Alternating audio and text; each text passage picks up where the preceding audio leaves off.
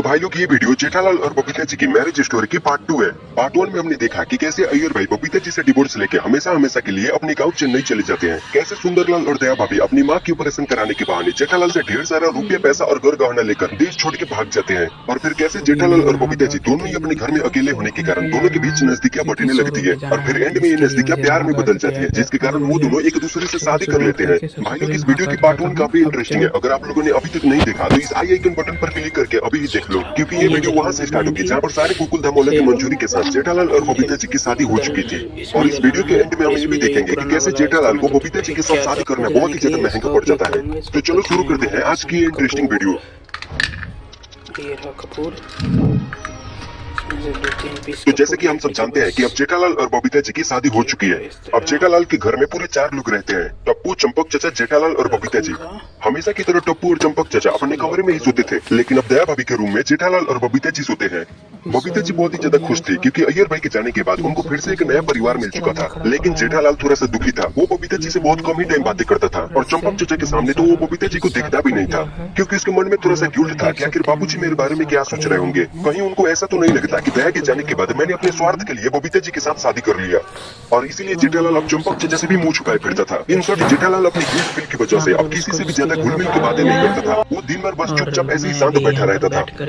और जेठालाल की ये सब हरकतें चंपक चचा नोटिस कर लेते हैं। उन्हें पता चल जाता है कि शायद मेरी वजह से जेठिया बबीता बेटी के साथ अच्छे से बातें नहीं कर रहा, उसके साथ अपना प्राइवेट टाइम नहीं बिता पा रहा। इन्हीं सब चीजों के बारे में सोच कर उस रात चंपक चचा सोए भी नहीं। और इसका सॉल्यूशन खोजने के लिए जब वो बालकनी में माइंड फ्रेश करने जाते हैं, तभी उनके दिमाग में एक आइडिया आता है कि क्यों ना वो जेठालाल और बबीता बेटी को अपनी नई जीवन शुरुआत करने के लिए किसी दूसरे ठाव पर भेज दे। अगर वो दोनों एक साथ अकेले में रहेंगे तो अच्छे से अपना जीवन बिता पाएंगे और उन दोनों को कुछ बोलना चाहेगा प्रकाश? करने का मौका भी मिल जाएगा। ये आइडिया चंपक चचा को काफी अच्छा लगा, लेकिन अभी भी उनके पुराने दिमाग में मिस्त्री एक और सवाल थी कि वो जेठालाल और बबीता जी को अकेले में रहने के लिए आखिर कहाँ पठाए। अगर मुंबई से बाहर पठा दिया तो आखिर तैयारी में कौन संभालेगा? कि मिस्त्री का इस काम सवाल के करते जवाब हैं, न मिलने पर कोई चंपक नहीं चचा बोलेगा डिसाइड इसको। करते हैं कि वो इस मैं इस प्लान के वक्त बारे में गाड़ियों जेठालाल को की तभी चाबी बताएंगे निकालने जब जा वो रहा इस हूँ। बात आप का सभी पता को कर मैं लेंगे दिखा कि देता वो हूँ ये जेठालाल और प्रोसेस। बबीता जी को इस अकेले में शोरूम रहने के के लिए सबसे कहाँ पर हैंडसम पठाएंगे। मिस्त्री है। कोई कहेगा कि ये लोग मिस्त्री हैं? देखिए आप लोग ध्यान से, खास करके ये फिर ब्लू अगले दिन जब ब्लू टी जेठिया शर्ट सुबह ब्लू का चाय जैकेट नाश्ता कर वाले। रहा होता है, तभी उसे ध्यान मीडिया से का कॉल देखिए। आता है। फिर मीडिया बोलता है कि जेठालाल मेंटेनेंस का चेक कब दोगे भाई? अभी फिर 3 जेठालाल बजे बोलता है हैं। कि अरे तू पागल हो गया है क्या? कल रात तुझे मेंटेनेंस का चेक दिया तो था, अब एक ही चेक तुझे कितनी बार दूं? अब जेठालाल की ये बात सुनकर मीडिया एकदम से भड़क जाता है और बोलता है कि तुमने सिर्फ अपनी ही फ्लैट की चेक दिया है, उस अय्यर भाई की फ्लैट की चेक कौन देगा?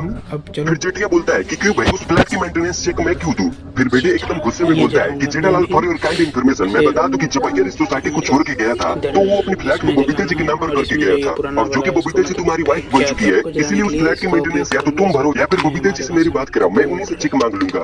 फिर जेठिया बोलता है कि नहीं भाई नहीं, बबीता जी से चेक मांगने की कोई जरूरत नहीं है, मैं तेरी बात समझ गया, मैं रात को जब दुकान पर से वापस आऊंगा तो तुझे एक नया चेक बना कर दे दूंगा, बस चल अब फोन रख। फिर जैसे ही जेठिया फोन रखता है तो बाबूजी बोलते हैं कि क्या हुआ भाई, तू भेड़िए के साथ इतने चिल्ला कर क्यों बातें कर रहा था? फिर जेठालाल बताता है कि बाबूजी वो अय्यर भाई वाली फ्लैट जो अभी बंद पड़ी है ना, वो फ्लैट बबीता जी के नाम पर है, इसलिए भेड़िया उस फ्लैट का मेंटेनेंस चेक मुझसे मांग रहा था। अब इतना बोलकर जेठालाल दुकान पर काम करने चला जाता है, लेकिन इधर घर पर चंपक चचा बहुत ही ज्यादा खुशी थे क्योंकि उनको अपने सवाल का जवाब मिल चुका था। दरअसल वो डिसाइड कर लेते हैं कि वो जेठिया और बबीता जी को अकेले में रहने के लिए अय्यर भाई वाली फ्लैट में भेज देंगे। मतलब अय्यर भाई वाली फ्लैट जो सालों से बंद पड़ी है, अब उसमें जेठिया और बबीता जी रहेंगे, बाकी इस फ्लैट में टप्पू और चंपक चचा रहेंगे। चंपक चचा इस आइडिया के बारे में टप्पू को बताते हैं। बापूजी की ये बात सुनकर टप्पू बहुत ही ज्यादा खुश हो जाता है, साथ ही साथ वो बहुत ही ज्यादा एक्साइटेड था ताकि उसके मम्मी पापा एक नया लाइफ शुरुआत करें।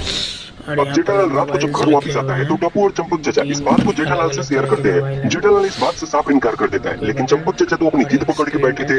उसी वक्त किचन से खाना बनाकर बबीता जी भी वहाँ पर आ जाती है और उन लोगों की बातें सुनकर वो भी मना करने लगती है। वो बोलती है कि अगर हम दोनों उस फ्लैट में रहने लगेंगे तो आप दोनों का खाना कौन बनाएगा और आपकी ध्यान कौन रखेगा? भीमनगर के तो फिर सबसे चंपक बड़े चचा बोलते हैं, बिजनेसमैन। अरे बहुत मेरी क्या कुछ बोलना चाहेगा प्रकाश? पहले की तरह ही पद्मावती भोजनालय से खाना मंगा कर खा लेंगे।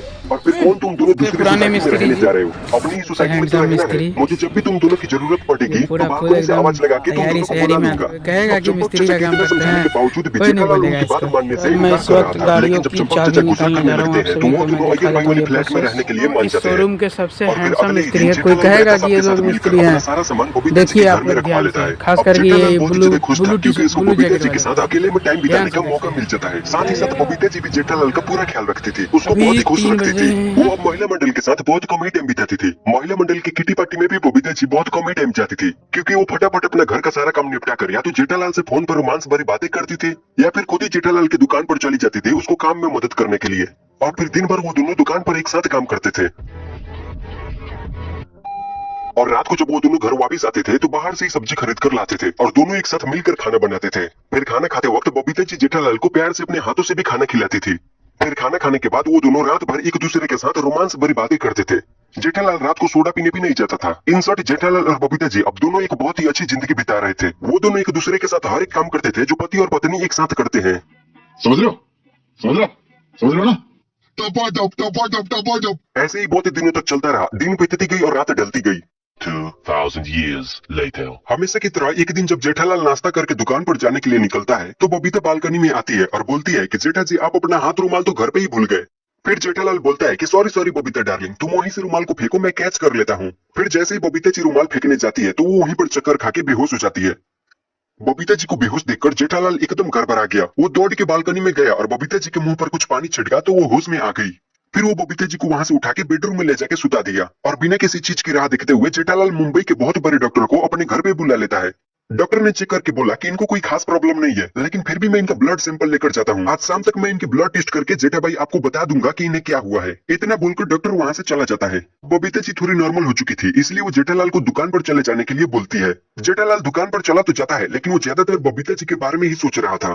फिर जब शाम हुई तो डॉक्टर ने रिपोर्ट कार्ड चेक करके जेठालाल को फोन किया और बोला कि मुबारक हो जेठा भाई, आप बाप बनने वाले हो। फिर जेठालाल थोड़ा सा घबरा गया और बोला कि डॉक्टर साहब आपने मुझसे क्या कहा, मुझे कुछ समझ नहीं आया। तो डॉक्टर ने फिर से बोला कि जेठा भाई मैंने आपसे ये कहा कि बबीता जी के पेट में एक बच्चा पल रहा है, अब आप बाप बनने वाले हो, आपके घर में खुशियां ही खुशियां आने वाली है। डॉक्टर की रिपोर्ट सुनकर जेठालाल थोड़ी देर के लिए खुश तो हुआ, लेकिन वो फिर से टेंशन में चला गया क्योंकि उसके मन में डर था कि ये बात सुनकर कहीं बापूजी मेरे ऊपर गुस्सा ना करने लगे। और अभी टप्पू की शादी करने की उम्र में मैं फिर से बाप बनने जा रहा हूँ। क्या टप्पू इस बात को एक्सेप्ट करेगा या फिर मुझसे नाराज हो जाएगा? इन्हीं सब चीजों को सोच सोचकर जेठालाल इतने ज्यादा परेशान हो जाता है कि वो बबीता जी को बिना बताए ही उनके बच्चे गिरवाने की डिसीजन कर लेता है। क्या?